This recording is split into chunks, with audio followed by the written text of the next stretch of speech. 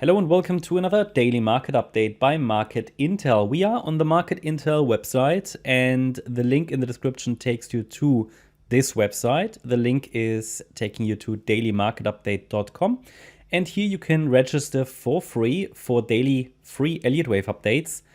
For example, about the US stocks, oil, cryptocurrencies, the S&P 500, the Nasdaq and gold. Today we take a look at another stock. I would like to take a look at Disney. It was updated very recently and I will take you through the very detailed wave count because there is a potential opportunity around the corner. I would say we start on the 2-day chart. That gives you a little bit of context. And let's hide the text. By the way, if you register for free on the website, you can get these daily updates for free, and you can get the written updates, the text, and all the support and resistance levels as well as the charts. Let's take a look here at the 2-day chart. As you can see, the analysis reveals that the chart was in a very long downtrend, which took a few years to complete here into the end of 2023 lows. The wave 2 low recently possibly finished end of 2023. And our current primary scenario is that a long-term sustainable or substantial low was formed in wave 2, highlighted here in green, and a third wave rally should take us over the coming months, over the coming years, above $126.48. That's the first main resistance visible here on the 2-day chart. But most likely, at least in our primary scenario, into the region above $203.02. That's our primary scenario, a very aggressive third wave rally. Third wave rallies are typically the most aggressive rallies in an Elliott-Wave cycle. So the third wave is typically the longest wave, not always, but it typically is, and it's typically quite a strong, very much trending move.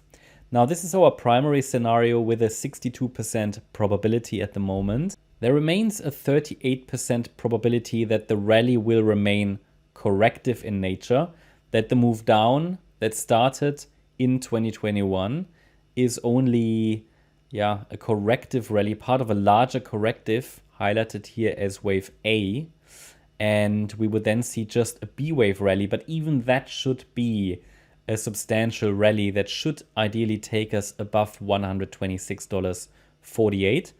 And so it's still quite a substantial low that probably is being formed right here at the moment.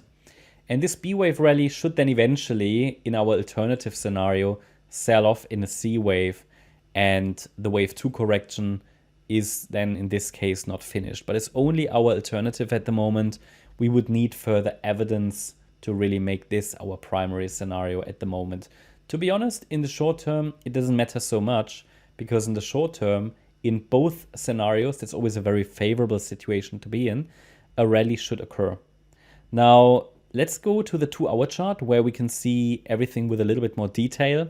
The shorter time frame count. Here you can see that end of last year, this wave 2 most likely formed a low.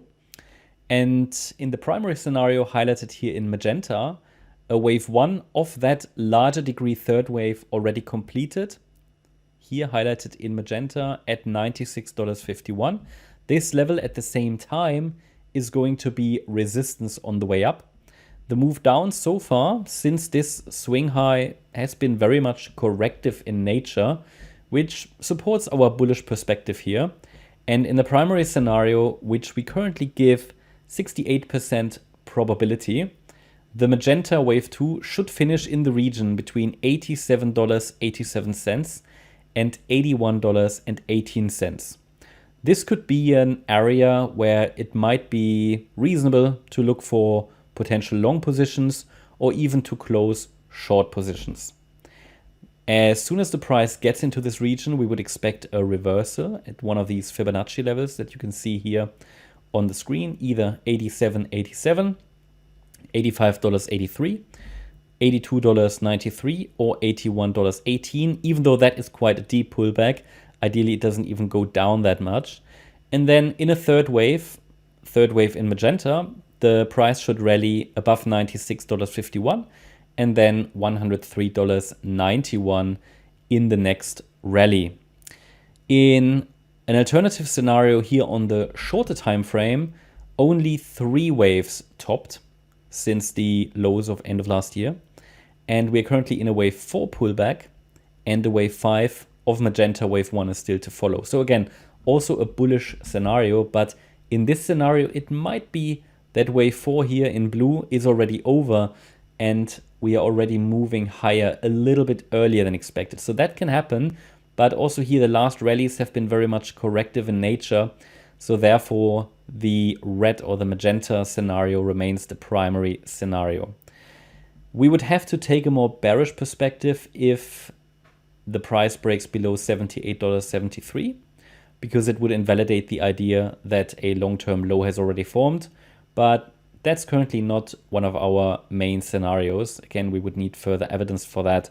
First of all, we're watching for a reversal to form here in this region. Ideally, the price would sell off a little bit more to really then form a nice low in our target area, in our support area highlighted here in magenta, to prepare the price then for a nice third wave rally that would also support the bullish scenario on the longer time frame that I showed you as well.